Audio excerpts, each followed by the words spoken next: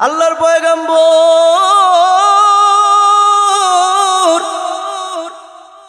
নবী আমার বলেছেন, যেই ব্যক্তি আমি নবীকে মহাব্বতের দাবি করো,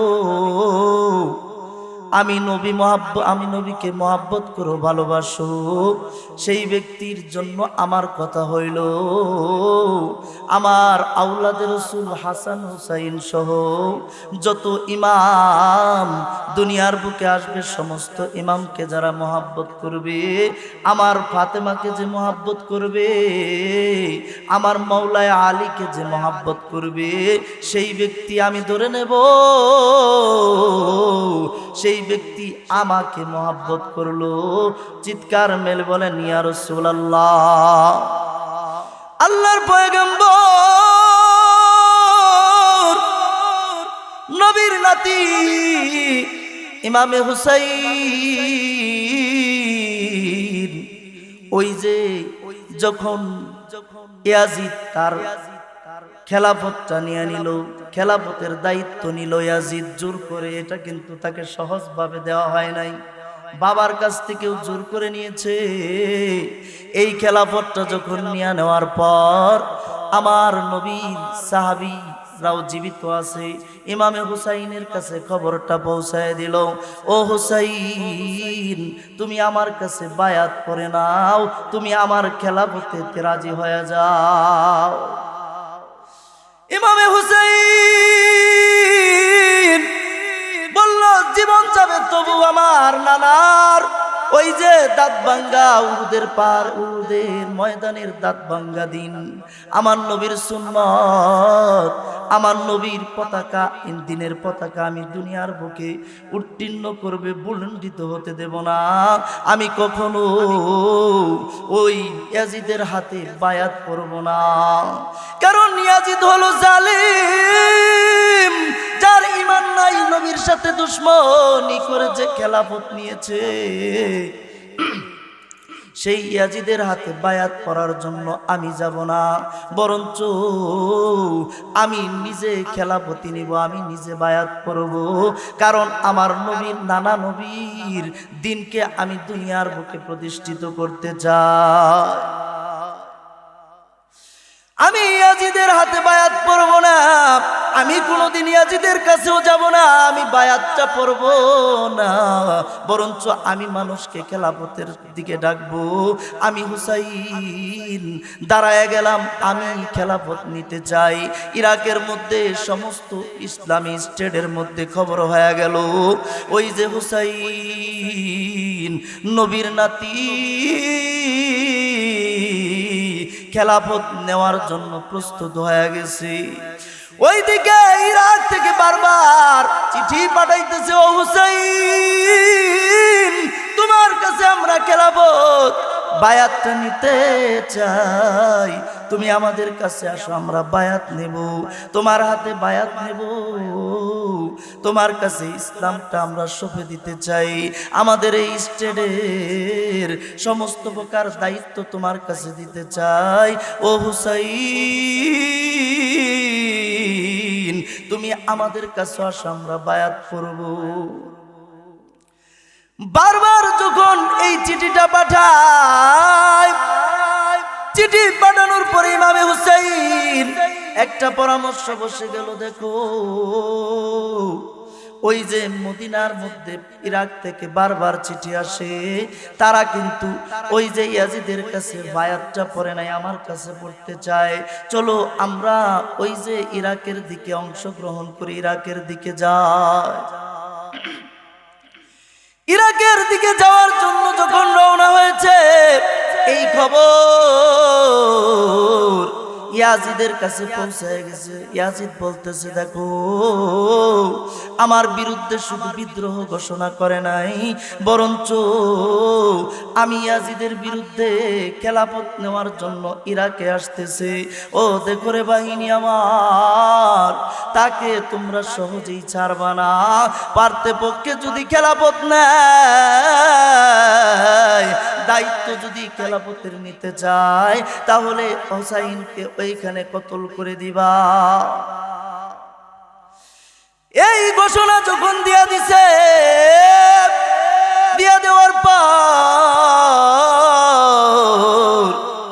ইমামে হুসাইন ইরাকের পথে হাঁটা শুরু করেছে। কারবালার ময়দান ছোট্ট করে ঘটনায় একবারে 7 মুহররম কারবালার ময়দানে যখন ইমামে হুসাইন সমস্ত কাফেলা সহ চলে গেছে, তারা বলতেছে দেখো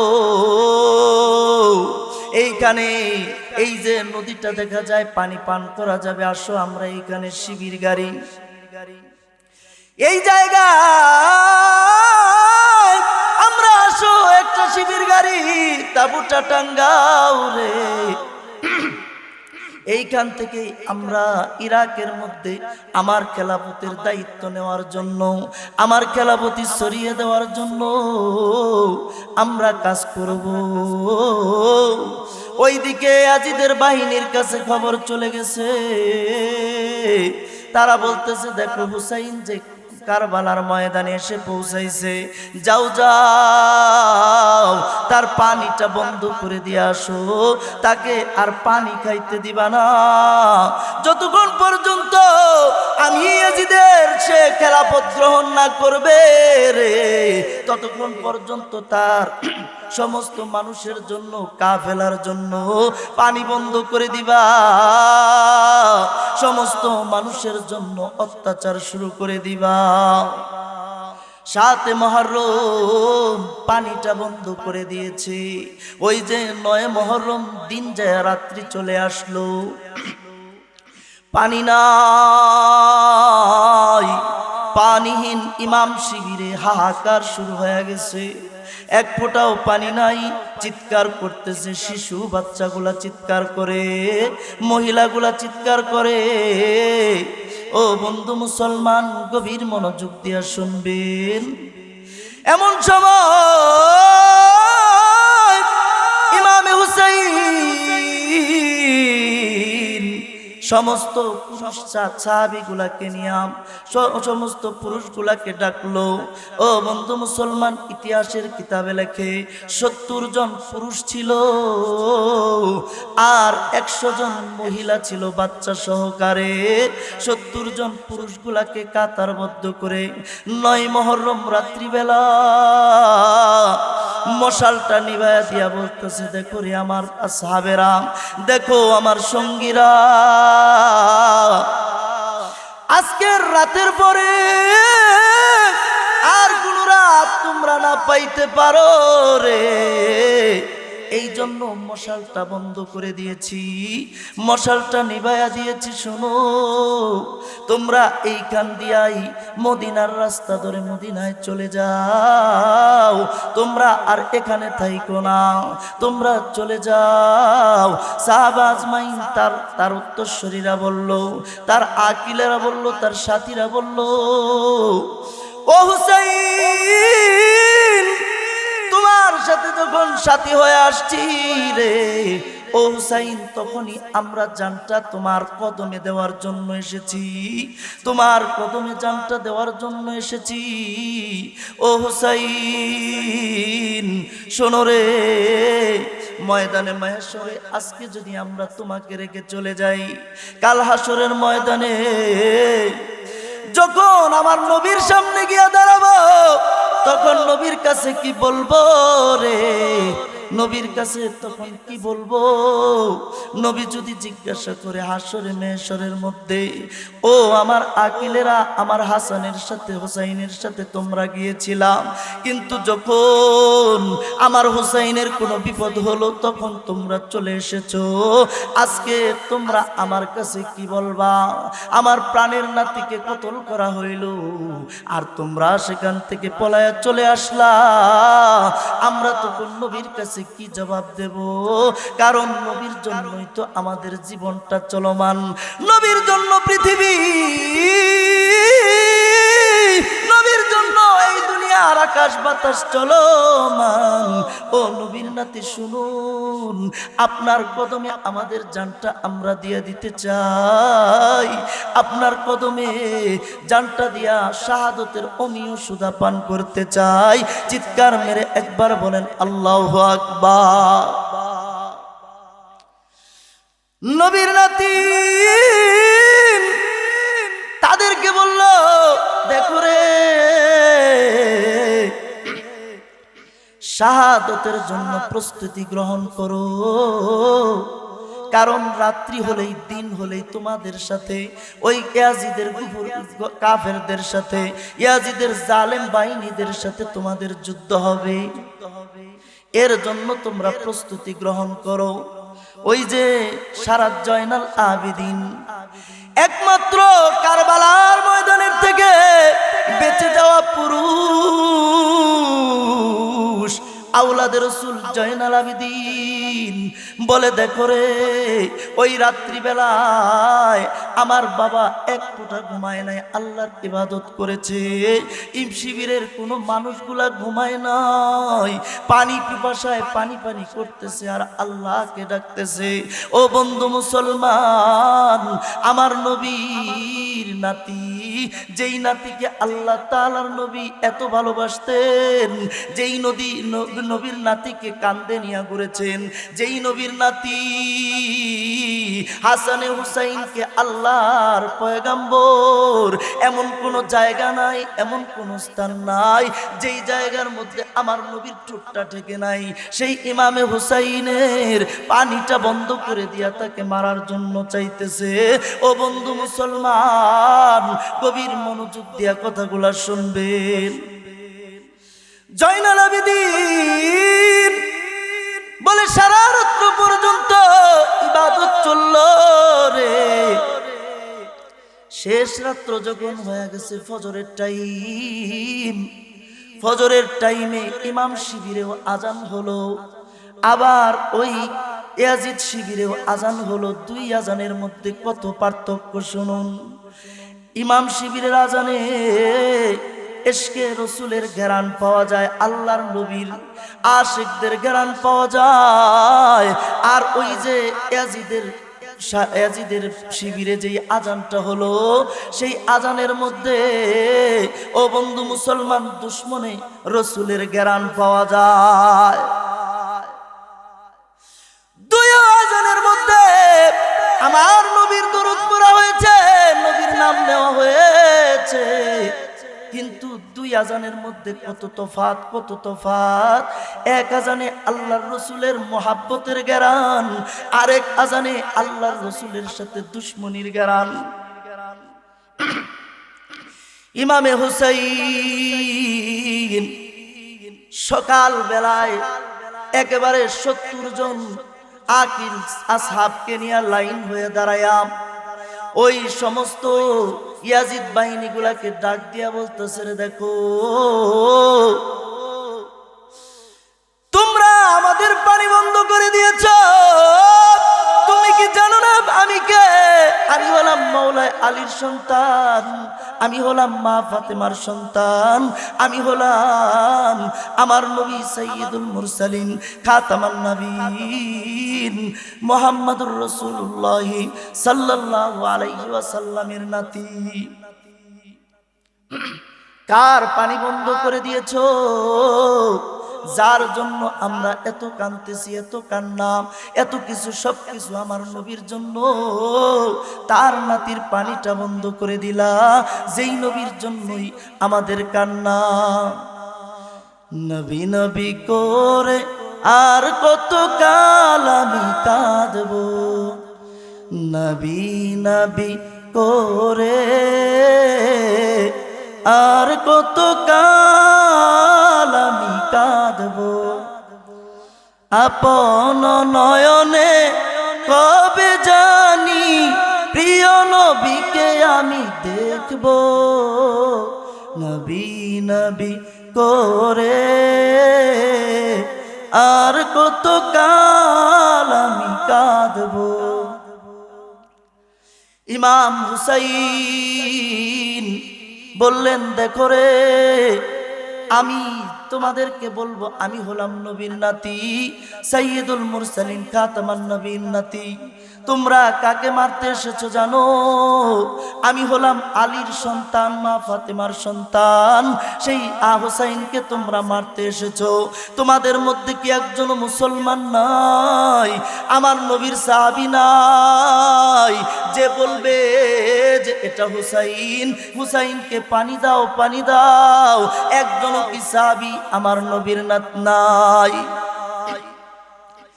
যে বলবে পানি দাও, পানির জন্য একজন কি আমার সুপারিশকার নাই?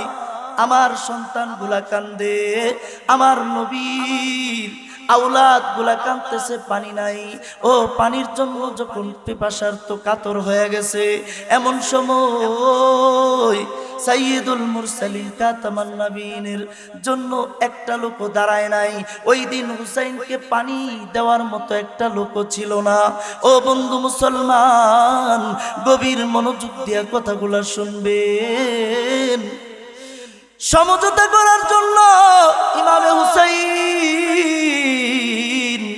যখন গিয়েছে, ওই দিক থেকে ওই ইয়াজিদ বাহিনীর সেনাপতি হুসাইনের দিকে, হুসাইন রাদিয়াল্লাহু তাআলা আনহুর দিকে বল্লভ ছুঁড়ে মেরেছে। আর হুসাইন যে আর শিবিরে বলতেছে, দেখো রে, আমরা তো তাদের সাথে গিয়েছিলাম সমঝোতা করার জন্য, কিন্তু তারা আমাদের সাথে সমঝোতা করে নাই, কারণ আমার নবীর আদর্শের বিপরীত তারা কাজ করেছে। আমার নবীর আদর্শ হলো, যেই ব্যক্তি আগে আঘাত করবে সেই ব্যক্তি হলো সব শত্রু, আর যারা প্রতিঘাত করার জন্য যাবে তারা হলো আল্লাহর নবীর আদর্শে আদর্শমান। তারা আমার দিকে বল্লভ ছুঁড়ে মেরেছে, মানে যুদ্ধের জন্য তারা আমাদেরকে ডাকতেছে। এই জন্য চলো আমরা যুদ্ধের জন্য প্রস্তুত হয়ে যাই। সমস্ত মানুষগুলা তার স্ত্রীর কাছে, স্বামী স্ত্রীর কাছে যায়, বলতেছে, ওরে স্ত্রী, বিদায় দাও, বিদায় দাও। আজকের পরে হয়তো বা তোমার সাথে আর কোনোদিন কথা হবে না, আজকের পরে তোমার সাথে আর এক বিছনায় থাকা হবে না। ওরে স্ত্রী, আমাকে একটু বিদায় দাও, আমাকে বিদায় দাও। সন্তানটা মায়ের কাছে যায়, কোলের মধ্যে দুঃখে দুঃখে কান্দে, বলে, মাগো, পানির জন্য কত কাঁদলাম, কত চাইলাম গো মা, পানি পাইলাম না। ও মা জননী, তারা আমাদের সাথে যুদ্ধের ঘোষণা দিয়েছে গো মা, আজকে আমাকে একটু বিদায় দিয়া দাও, আমি বিদায় নিয়ে তাদের সাথে যুদ্ধে যায় শহীদ হইতে চাই। ইমামে হুসাইন রাদিয়াল্লাহু তাআলা আনহুর কাছে চলে গেছে। শাহার বানু যায় বলতেছে, ও হুসাইন, ও আমার স্বামী, শুনুন, এই যে ছোট্ট আলিয়াসগার 3 দিন ধরে পানি নাই, তার সাথে তো আর কোনো ওই শত্রুদের সাথে কোনো সম্পর্ক নাই, আপনার সাথে দুশ্মনী, কিন্তু আমাদের এই ছোট্ট এই সন্তানের সাথে তো তার কোনো দুশ্মনী নাই। ও আমার হুসাইন, জান জান, একে একটু পানি পান করায় নিয়ে আসেন। ইমামে হুসাইন, ও আল্লাহর পয়গম্বরের নাতি, ছোট্ট ওই আসগরকে কোলের মধ্যে নিয়া ইমাম শিবির থেকে বাহির হইয়া ইয়াজিদের শিবির পর্যন্ত গিয়েছে। যায় বলতেছে, দেখো রে, আমাকে, আমার সাথে তোমাদের দুশ্মনী, আমাকে তোমরা মারো, কিন্তু আমার এই ছোট্ট দুধের সন্তান আলিয়াসগরের সাথে তো তোমাদের কোনো দুশ্মনী নাই, তাকে একটু পানি পান করার জন্য দাও। তখন ওই ইয়াজিদের কাফেলা থেকে আওয়াজ আসলো রে, তারা বলে, দেখো রে হুসাইন, যতক্ষণ পর্যন্ত তুমি আমার কাছে বায়াত না পড়বা, আমাদের ইয়াজিদের কাছে তুমি বায়াত না পড়বা, ততক্ষণ পর্যন্ত তোমাকে পানি দেওয়া হবে না, তোমার সন্তানদেরকেও পানি দেওয়া হবে না, যতক্ষণ পর্যন্ত তুমি আমাদের ইয়াজিদের কাছে বায়াতটা না পড়বা। ইমাম হুসাইন বলে, জীবন দেব, সন্তান দিয়া দিব রে, সন্তান দিয়া দিব, স্ত্রী দিয়া দিব, সমস্ত দুনিয়া কতল হয়ে যাবে, কিন্তু আমি হুসাইন বাতিলের কাছে কোনোদিন মাথা নত করব না, ইয়াজিদের কাছে বায়াত আমি পড়ব না। পানির জন্য কাঁদতে আলী আসগরকে উদ্দেশ্য করে, ইমাম হুসাইনকে উদ্দেশ্য করে ওই যে ইয়াজিদ কাফেরদের দল থেকে একটা তীর আসলো, আয়েশা ওই যে ছোট্ট আলী আসগর দুধের সন্তান, এর বুকটা ছিদ্র করে পিঠ দিয়া বের হয়ে গেছে, ফিনকি দিয়া বাবা হুসাইনের শরীরের মধ্যে রক্ত ভরে গেছে, সন্তানের শহীদ, সন্তানটা কুলের মধ্যে শহীদ। ইমামে হুসাইন চোখের পানি ছেড়ে দিয়া শিবিরে যায় বলতেছে, ওরে শাহার বানু, আলী আসগর কে জন্মের পানি খাওয়ায় নিয়ে আসছি রে শাহার বানু, আর কোনোদিন আমার আলী আসগর পানি চাবে না, পানি পানি করবে না। দেখ রে, যেই বুকটা পানির জন্য শুকায় গেছিল, সেই বুকটা এই ইয়াজিদ বেঈমান তার বাহিনীগুলা তীর মাইরা ফুটা করে দিছে। আমার শরীরে আমার সন্তানের রক্ত, এর দ্বারা বোঝা যায় আর কোনোদিন আমরা এই কারবালার থেকে ফিরে যাইতে পারবো না। মা জননী ছোট্ট আলী আসগরকে কুলের মধ্যে নিয়ে চিৎকার করে কান্দে আর বলে, দেখো রে, তুমি তো জান্নাতি পাখি হয়ে গেছো, আজকে বুঝি এই কারবালার ময়দান পানি ছাড়া দুদুসার মরুভূমি হয়ে যাবে, আমাদের সকলের কলিজাগুলা ফাইটা যাইতেছে। এমন সময় ওই যে হুসাইন হাসান রাদিয়াল্লাহু তাআলা আনহুর সন্তান আয়েশা বলতেছে, চাচা যান, আমাকে আপনি ওই ইয়াজিদের দলের কাছে যাইতে দিন, আমি তাদেরকে কতল করে দিয়া পানি আনতে চাই, কারণ শিবিরের ভিতরে দেখলাম এত পানির পিপাসা সকলের লেগে গেছে গো। ও চাচা যান, পানি পানি করতে হয়তো বা তাদের জিহ্বাগুলা বের হয়ে যাবে, 3 দিন ধরে পানি নাই। ওই যে হুসাইনের সন্তান, হাসানের সন্তান পানির জন্য যখন চলে গেছে, যুদ্ধ করতে করতে শহীদ হয়ে গেছে, এমন সময় হুসাইনের বড় ছেলেটা আলী আকবর চলে আসছে। ও পিতাজি, আমিও পানির জন্য যায়া নিজের জীবনটা দিতে চাই, আমিও পানির জন্য যাইতে চাই গো পিতাজান, আমাকেও পানির জন্য যাইতে দিন, যুদ্ধ করতে দিন। আমার কত বন্ধু, আমার ছোট ভাই, আমার আত্মীয় স্বজন গুলা এই কারবালার ময়দানে শহীদ হয়ে গেল, আমি চাই না আমার এই জানটা নিয়ে ফিরে যাইতে, আমি চাই না। ইমামে হুসাইন কলিজার টুকরা সন্তান, একটাকে হারায়া আরেকটাকে যখন বিদায় দিবে চোখের পানি ছেড়ে দিয়েছে।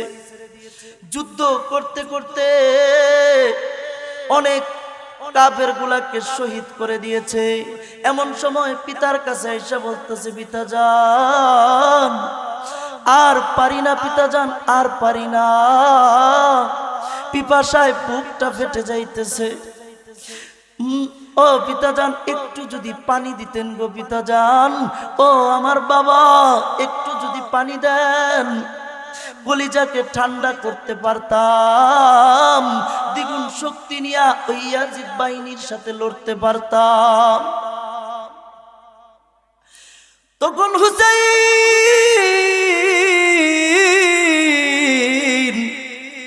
সন্তানকে সান্ত্বনা দেওয়ার জন্য বলে, ও আমার সন্তান শোনো, তুমি আজকে পানি পাও না এই জন্য দুঃখ কইরো না, একটা কথা একটু শুনে যাও।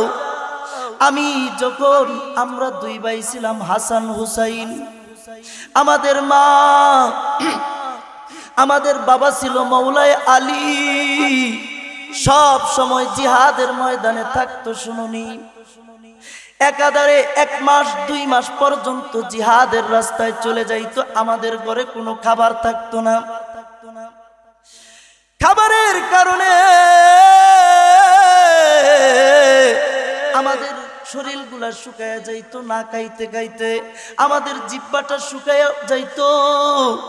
মায়ের কাছেও বলতে পারতাম না আমরা আওলাদে রাসূল। আওলাদে রাসূল কারো কাছে কোনোদিন কোনো কিছু চায় না। শুনো রে আমার সন্তান, আমাদের কথাটা একটু শুনে যাও। আমরা শুধু অপেক্ষায় থাকতাম কখন আমার নানা নবীজি আমাদের কাছে আসবে, তার কাছে একটু খানাটা চাই, আমাদের কলিজাটা ঠান্ডা করব। পথ মানে জায়গায় থাকতাম, পথ মানে তাকায়া দেখতাম কখন জানি আমার নানা আসবে, কখন নানার কাছে যায় বলবো নানা গো আমাদেরকে খানা দিন, খানা দিন। আমরা 2 ভাই, আমাদেরকে আমাদের মা সান্ত্বনা দেওয়ার জন্য চুলার মধ্যে পানি নিয়া যখন জাল করতো আমরা পাশে বসে থাকতাম। এমন সময় মা জননী বলতো রে হাসান হুসাইন শুনো রে শুনো, তোমাদের জন্য খাবার হইতেছে, তোমরা চিন্তা কইরো না। পানি জাল করতো,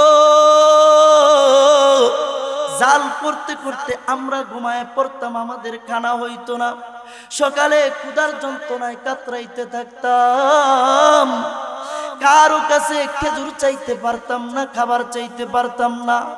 নানার পথ মানে তাকায় থাকতাম কখন যেন আমার নানা চলে আসবে। ওই যে নানা, হঠাৎ করে যখন দেখতাম নানা আসতেছে, নানার কাছে দৌড়াইয়া যাইতাম, যাই বলতাম নানা গো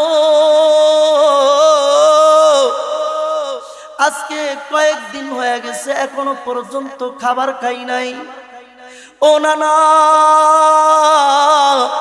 কারো কাছে খাবারও চাইতে পারি নাই গো নানা, আমাদেরকে একটু খাবারের ব্যবস্থা করে দিন।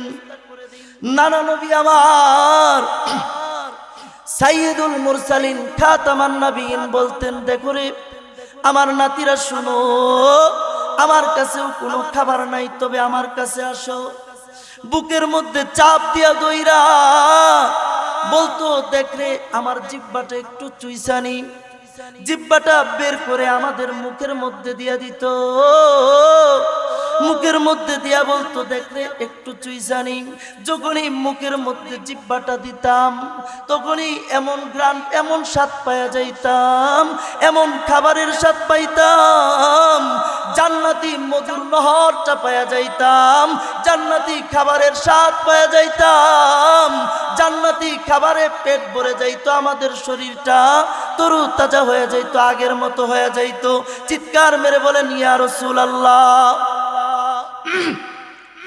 আল্লাহর পয়গম্বর রের নবীর নাতির ছেলেটা আলী আকবর জিহাদ করতে করতে শহীদ হয়ে গেছে। তখন হুসাইন আব্বা সালান্দারকে বলতেছে, দেখো রে আব্বা সালান্দার, তোমার কাছে তো আমি এই কারবালার ময়দানে ইসলামের পতাকাটা দিয়ে দিয়েছি রে আব্বা সালান্দার, মনে রাখো এই ইসলামের পতাকার জন্য আমার নানা কত নামার খাইছে, কত অত্যাচার সহ্য করেছে রে আব্বা সালান্দার, তুমি জান দিও কিন্তু এই পতাকা, উঁচু পতাকাটা নিচু হইতে দিও না। আব্বা সালান্দার পরে, ওরে হুসাইন এখন তুমি আমার কাছ থেকে এই পতাকাটা নিয়ে নাও, আমি এখন পানির জন্য যাব, কারণ শিবিরের অবস্থা এত ভালো নয়, পানির খুব অভাব অনটন পড়ে গেছে, পানি নাই। যখন আব্বা সালান্দার বলল আমাকে একটা মশক দাও যেইটা দিয়ে আমি পানির জন্য যাব, মশকটা হাতে নিয়া আব্বা সালান্দার যখন মশকটা নিয়ে গেছে, যায় বলতেছে, দেখো রে ইয়াজিদ বাহিনী, পানি বন্ধ করো না, আমাকে একটু পানি দাও। ভালো না, মহিলাদের সাথে তোমাদের কোনো দুশ্মনী নাই, তোমাদের তো দুশ্মনী হুসাইনের সাথে, আমার সাথে, অন্য কারো সাথে নাই। তাহলে একটু পানির ব্যবস্থা করে দাও, পানি আমাকে নিতে দাও। আব্বাস আলান্দার পানির জন্য যখন চলে গেছে, পানির জন্য যখন মশটা নিয়া ওই যে নদীর মধ্যে, জলের মধ্যে পানিটা যখন পড়ছে, সাথে সাথে এমন ভাবে বল্লক মারা, তীর মারা শুরু করেছে।